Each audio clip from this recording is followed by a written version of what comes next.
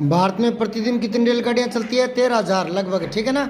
और भारत में रेलगाड़ियों का उपयोग कौन करता है? प्रत्येक व्यक्ति करता है लगभग, है ना, लगभग, ठीक है। फिर है रेलगाड़ियों के महत्व पर, तो सामान को एक स्थान से दूसरे स्थान पर ले जाने के लिए रेलगाड़ियाँ महत्वपूर्ण है, ठीक है ना। और अधिक से अधिक यात्रियों को एक दूसरे स्थान पर ले जाने के लिए, गंतव्य तक पहुँचाने के लिए महत्वपूर्ण है। और किराया भी सस्ता पड़ता है ट्रेन में, है ना, इसलिए ट्रेन महत्वपूर्ण है। अब आओ 59 कार्यपत्रक। तो मेरे साथ साथ अनुच्छेद को पढ़ना मन ही मन में।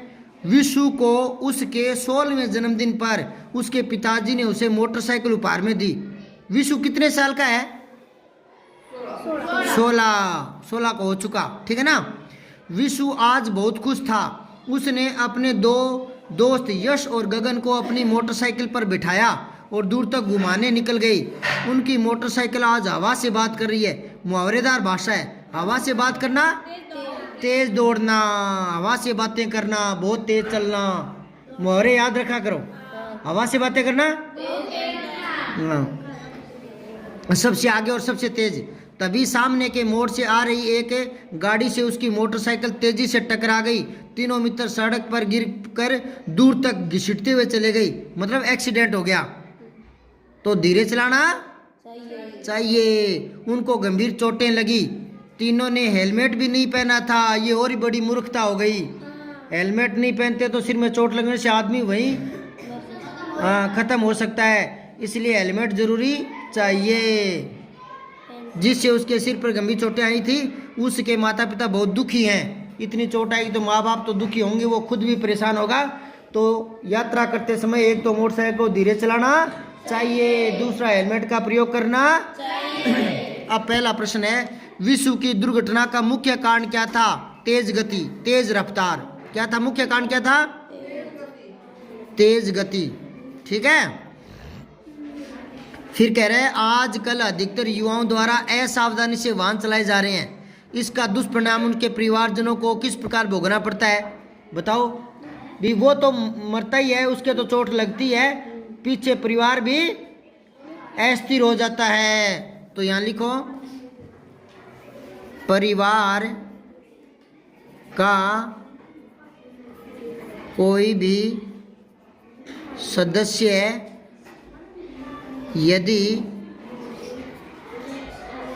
दुर्घटना का शिकार होता है, दोबारा बोल रहा हूँ, परिवार का कोई भी सदस्य यदि दुर्घटना का शिकार होता है तो यह पूरे परिवार के लिए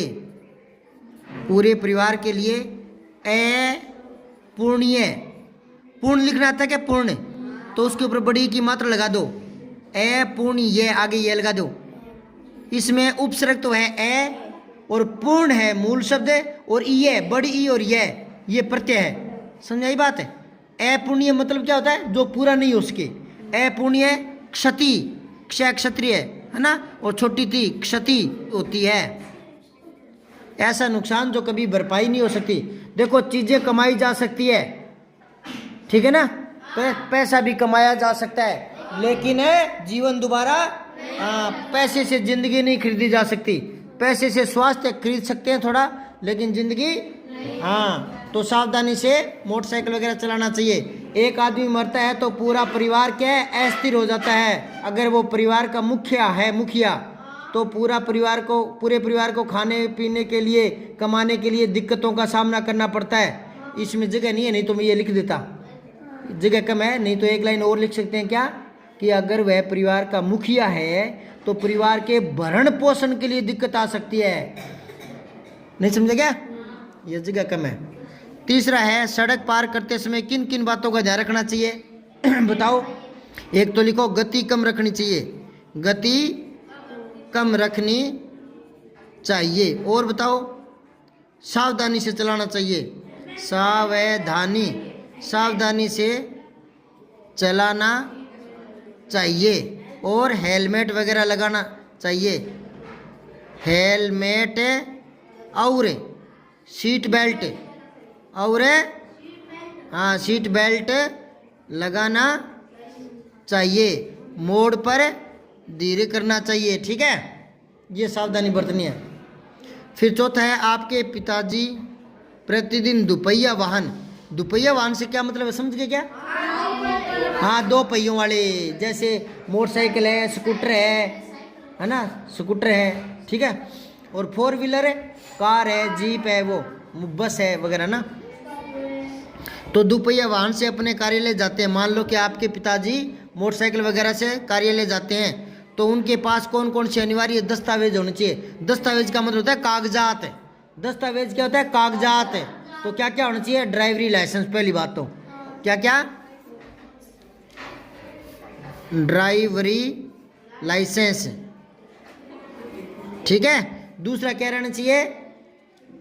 पहचान पत्र है ना, पहचान कार्ड है ना, आरसी, वाह बेटे, आरसी गाड़ी की, ठीक है ना। और क्या रखना चाहिए? पहचान कार्ड, ताकि कल को कोई दुर्घटना हो तो फोन पर सूचित कर दिया जाए। पहचान कार्ड, पहचान पत्र, क्या लिखोगे? पहचान पत्र क्या होता है? आधार कार्ड वगैरह वगैरह, ठीक है ना, आधार कार्ड आदि, इनमें से कोई एक है, ठीक है ना, ये होने चाहिए। अब आओ 5वां, अपने निजी वाहन, निजी मतलब खुद का, निजी मतलब निज क्या होता है? निजवाचक सर्वनाम, खुद के लिए आता है ना, यह वह मैं तुम कौन क्या कोई कुछ जो सो स्वयं, निजवाचक आता है ना। तो अपने निजी वाहन से यात्रा करने वाले किसी व्यक्ति को एक जिम्मेदार नागरिक होने के नाते आप सड़क सुरक्षा की दृष्टि से क्या क्या सुझाव देंगे? यही सुझाव देंगे, ऊपर लिखा है ना। एक तो उसको कहेंगे कि अपना ड्राइवरी लाइसेंस लेकर चले, एक कहेंगे पहचान पत्र लेकर चले, और क्या कहेंगे? आरसी वगैरह जो व्हीकल है उसके ज़रूरी कागजात साथ रखे, और क्या कहेंगे? धीरे चलाने की सलाह देंगे, मोड़ आदि पर धीरे करने की सलाह देंगे, हेलमेट लगाकर या सीट बेल्ट लगाकर यात्रा करने की सलाह देंगे। समझ रहे हो क्या? लिख लो क्या मैंने बोला है, अभी सारा याद रह जाएगा। सीट बेल्ट लगाने की सलाह देंगे, है ना, हेलमेट लगाने की सलाह देंगे, और क्या सलाह देंगे?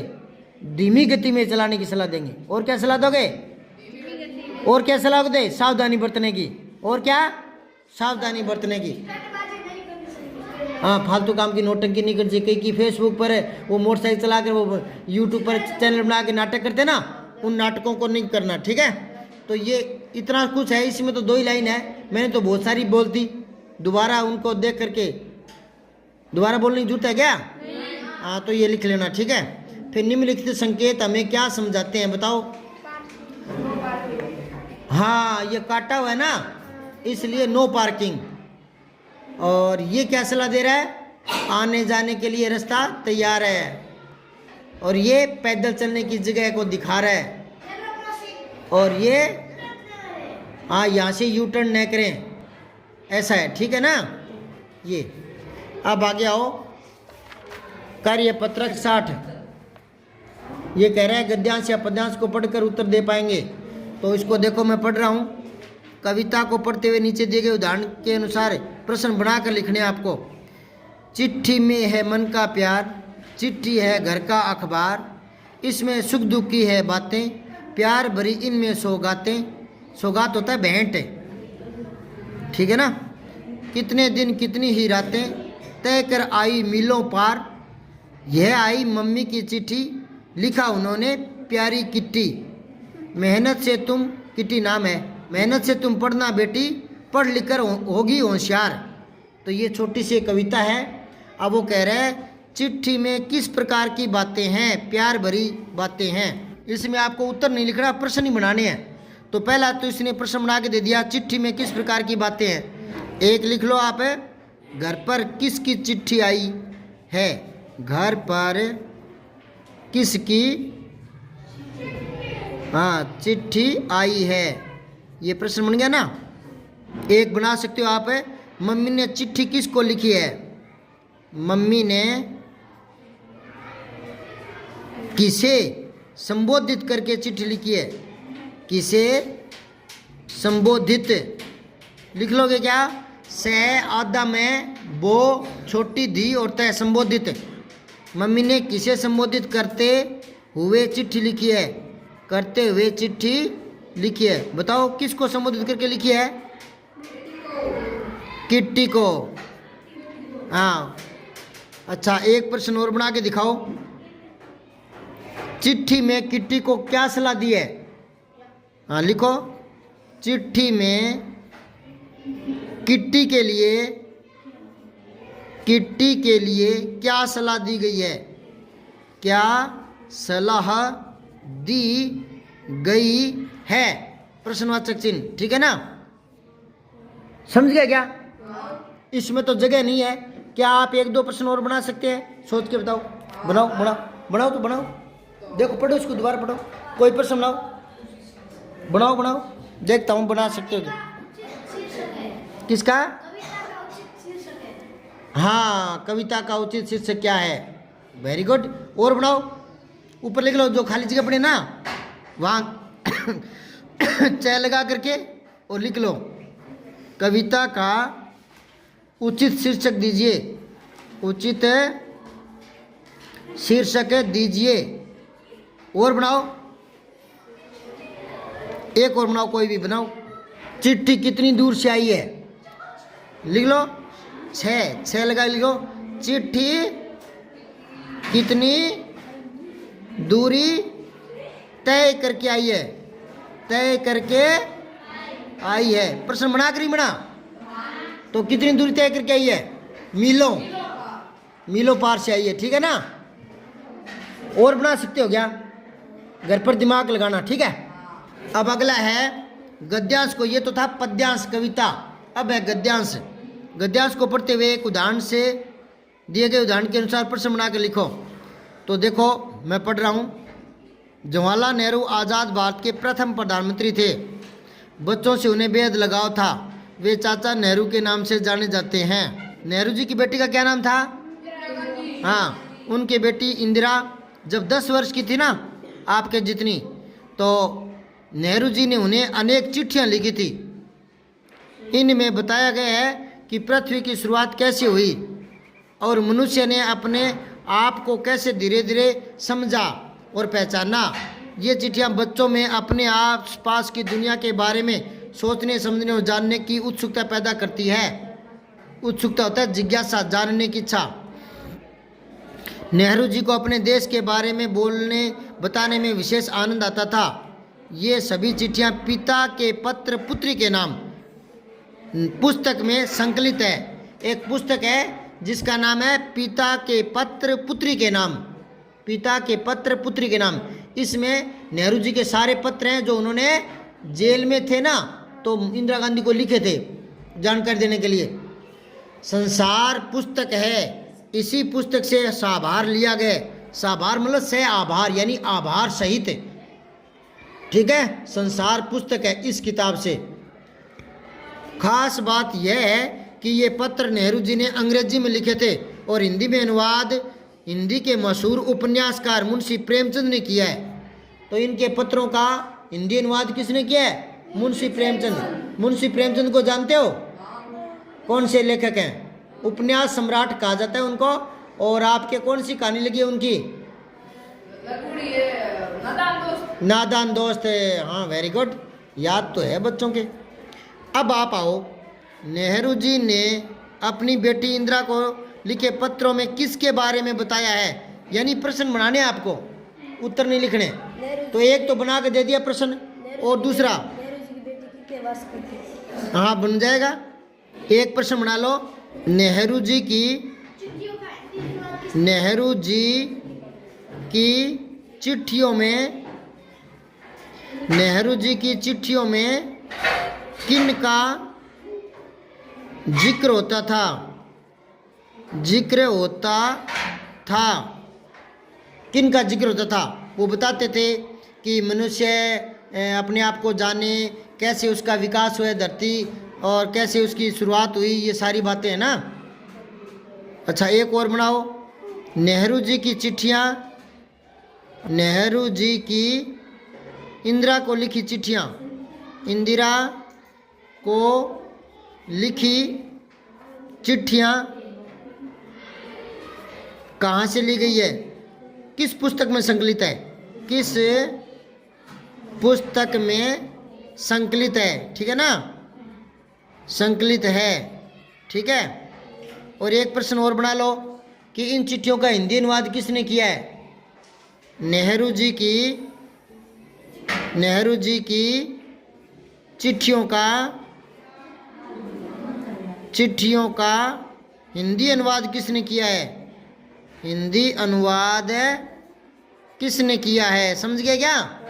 ये लिखना है। इतने प्रश्न हो गए, ठीक है, और भी हो जाएंगे। आप एक दो और बना के लाना, यहाँ जगह नहीं है, देखेंगे कल। आकलन 10 देखो, बन जाएंगे प्रश्न, बहुत बनेंगे, ठीक है ना। एक प्रश्न ये बन जाएगा कि नेहरू जी की जो इंदिरा को चिट्ठी थी वो किस भाषा में लिखी थी? अंग्रेजी में। नहीं समझे क्या? प्रश्न तो बन जाएंगे, जो आपके मन में आए वैसे बना लेना। नेहरू जी भारत के कौन से प्रधानमंत्री थे? 1 नंबर के, पहले नंबर के, है ना। अच्छा, निम्नलिखित वाक्य में क्रियापद है बच्चा तेज दौड़ रहा है। क्रियापद क्या है भाई? बच्चा तेज दौड़ रहा है, तो दौड़ रहा है, ये क्या आ गई? क्रियापद आ गया ना। तो तेज क्या है बेटा? हाँ, और बच्चा क्या है? संज्ञा। वाह, वेरी गुड। ये क्रिया विशेषण साथ में आता है, ये ठीक मानेंगे, ठीक है ना। और अगर मूल क्रिया पूछ लेता ना वो, तो दौड़ना है, ये संयुक्त क्रिया है, दौड़ रहा है, क्या है? ये संयुक्त क्रिया है, तो इसको दौड़ रहा है इतना लिखना चाहिए था, पर इसने साथ में तेज दौड़ दिया, कोई बात नहीं।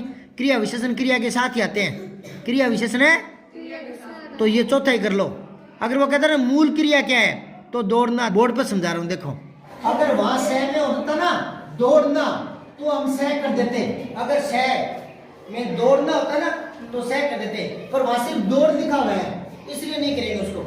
क्यों? क्योंकि देखो इधर दौड़, दौड़ जीतने के लिए, दौड़ जीतने के लिए। अब ध्यान से सुनो, यहां 2 शब्द आ गए, तो ये तो संबोधन के हिसाब से क्रिया कह रहा है कि दौड़, यानी दौड़ो, आदेश आत्मक क्रिया है ना, दौड़ने के लिए कह रहा है। और ये दौड़ नहीं है, क्रिया नहीं है, ये हो गया प्रतियोगिता, ये संज्ञा पद बन गया। क्या बन गया? हाँ, संज्ञा पद बन गया। दौड़ जीतनी क्या है उसको? दौड़ जीतनी है, और उसके लिए करना क्या है? दौड़ना। तो दौड़ना तो क्रिया होगी, नहीं समझेगा कि तुझे दौड़ना है, और क्या करने के लिए? दौड़ जीतने के लिए, यानी दौड़ कोई प्रतियोगिता रख दी, वो जीतनी है। क्या जीतनी है? ये 2 अलग अलग नहीं लग रहे क्या? ये एक ही लग रहा है, लग रहे ना। कह रहे हैं तू दौड़, क्या करने के लिए? दौड़ जीतने के लिए, यानी दौड़ का मतलब कोई प्रतियोगिता है, प्रतियोगिता, कंपटीशन है, कंपटीशन, वो कंपटीशन जीतना है तुझे। अब सुनाइए, तो वहां अपने ये नहीं करेंगे। अगर दौड़ना होता तो कर देते, पर दौड़ रहा है, संयुक्त क्रिया है, इसलिए चौथा कर लो। क्रिया विशेषण आ रहे हैं साथ में, तो क्रिया विशेषण क्रिया के साथ तो आता है, तो चौथा ही कर लेंगे, ठीक है। समझ में आई कैसी हम रही है? दूसरा है, हरि ने मुझे एक पुस्तक उपहार में दी। उपहार होता है भेंट, गिफ्ट, समझ गया क्या? तो कह रहे हैं हरि ने मुझे एक पुस्तक उपहार में दी। इस वाक्य में काल बताना है। दी दी दी, हाँ, भूतकाल है। देगा होता तो भविष्य हो जाता। स्वतंत्र भारत के प्रथम प्रधानमंत्री थे, ठीक है। निम्नलिखित वाक्यों को कोष्टक में लिखे अनुसार काल बता करके बदलना है आपको। देखो इधर, सीता घूमने जा रही है तो वर्तमान है, पर उसने ब्रैकेट में बता दिया कि भूतकाल में बदलो। हाँ, सीता घूमने गई थी, सीता घूम रही थी, यूं भी कर सकते हो, घूम रही थी, है ना, या घूमने गई थी, दोनों ही हो जाएगा। इसी रूप में लिखना चाहते हो, है ना। फिर है तुम खेलने गई थी, ये भूतकाल है, ये पूछ रहे हैं तुम गई थी क्या, आपको क्या पता पूछ रहे हैं? हाँ, प्रश्नवाचक है। इसको किस में बदलना है? तो क्या करोगे? हाँ, तुम खेलने जा रही हो, आगे क्या लगाएंगे? और अगर ये नहीं लगाओ तो ये तो फिर सिंपल वाक्य बन जाएगा, लेकिन हमें प्रश्न के हिसाब से बनाना है। या तो क्या लगा सकते हो आगे, और क्या नहीं लगाओ तो आगे प्रश्नवाचक लगा दो। अपने ऐसे बोलते ना, तुम खेलने जा रही हो, ऐसे कर देना, तुम खेलने जा रही हो, मतलब वो पूछ रहा है। अब आओ तीसरा, यह मेरा खेत था, तो ये भविष्य काल में बदलना आपको। मेरा खेत होगा। हाँ, यह मेरा खेत होगा। ठीक है। अब आ जाओ पांचवा, आपके विद्यालय में 26 जनवरी का उत्सव मनाया गया होगा, मनाया गया था ना।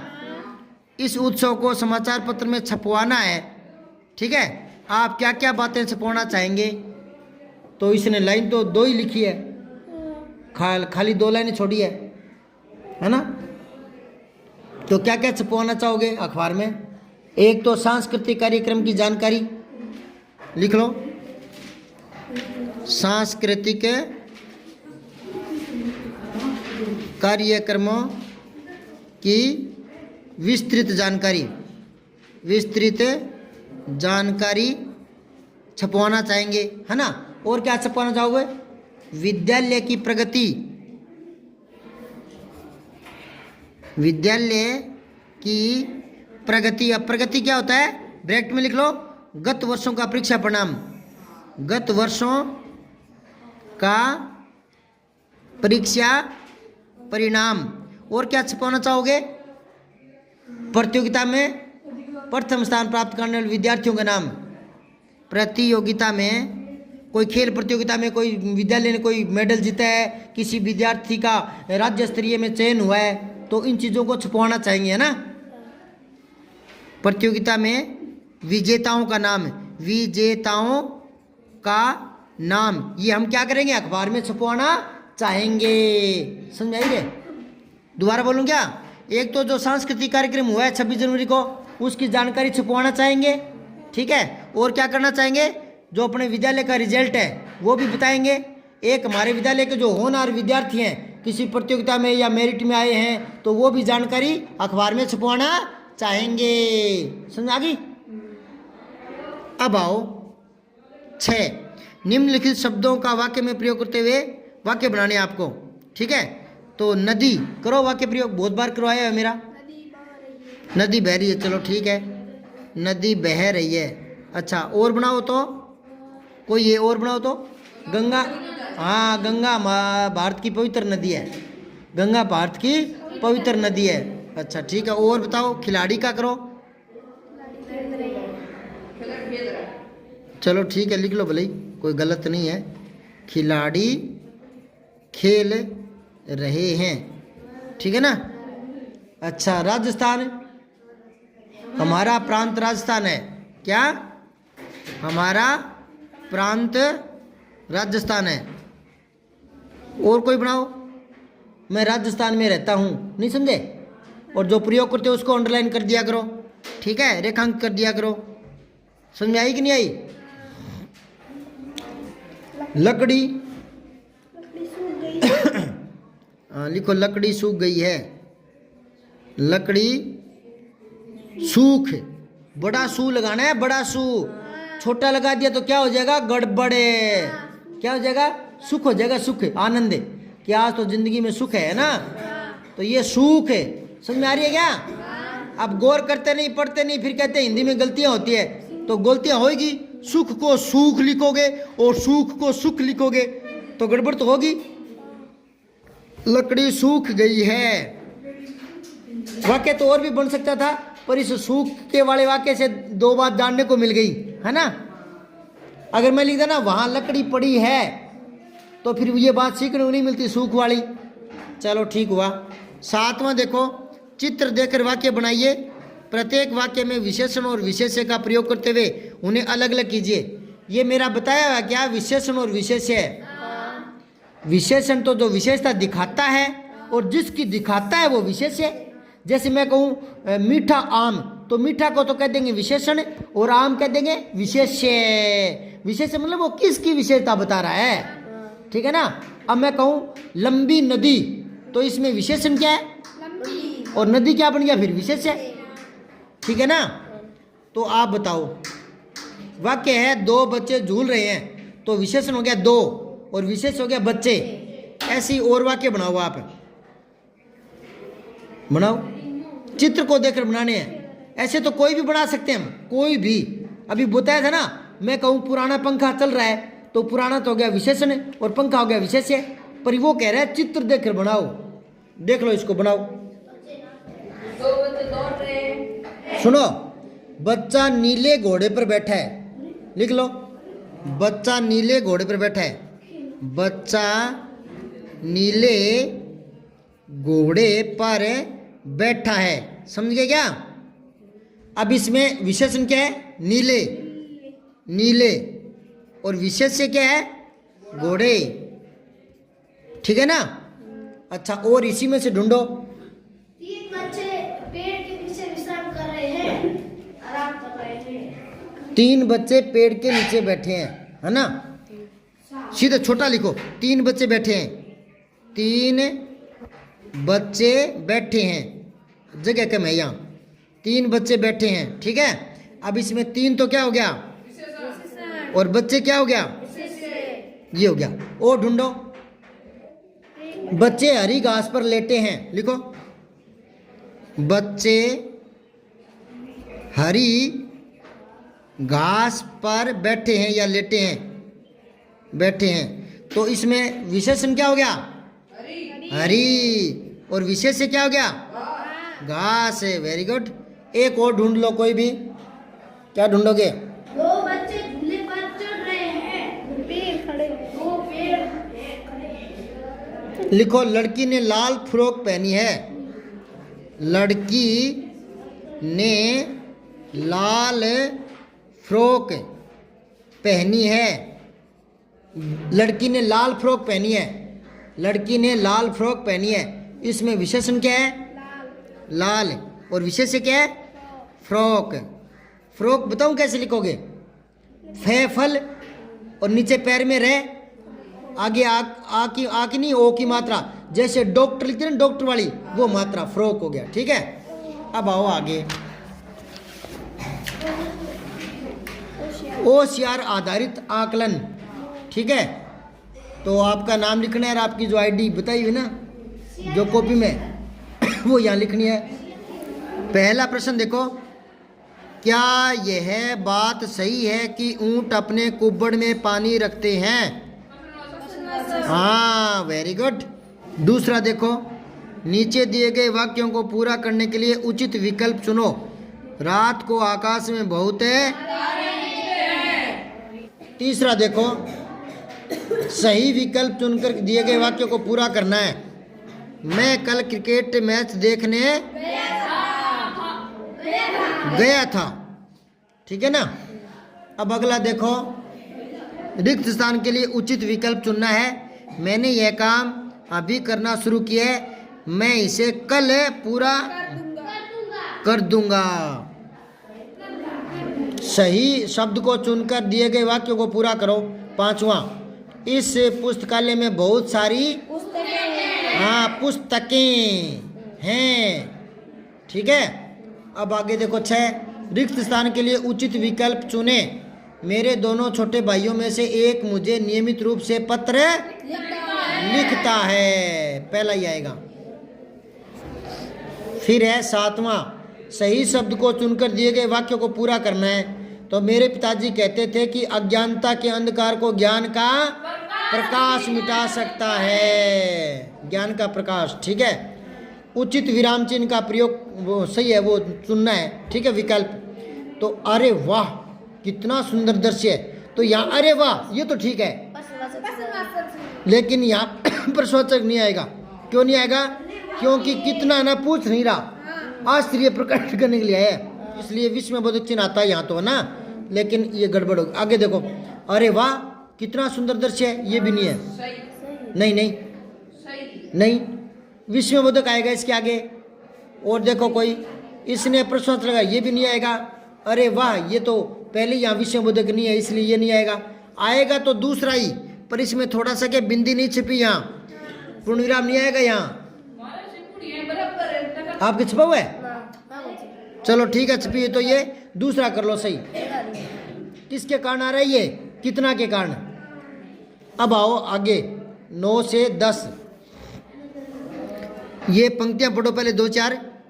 किसी जंगल में एक खरगोश और कछुआ रहते थे। खरगोश की चाल तेज थी और कछुए की चाल धीमी थी। खरगोश को अपनी चाल पर घमंड था। उसने कछुए को दौड़ लगाने की चुनौती दी। दोनों की दौड़ शुरू हो गई। इसमें खरगोश आगे निकल गया और कछुआ पीछे रह गया। खरगोश किसी पेड़ की छाया में सो गया। क्या सोचा कि पीछे बहुत दूर रह गया, वो सो गया तो उसे नींद आ गई। लेकिन कछुआ अपनी धीमी चाल से मंजिल तक पहुंच गया और दौड़ में विजेता बन गया, वो जीत गया। वो शिक्षा क्या मिली? अपने आप पर घमंड नहीं करना चाहिए। तो ये क्या करे, खरगोश को किस पर घमंड था? चाल पर। इस कहानी में क्या शिक्षा मिलती है? ये हो गया, ठीक है।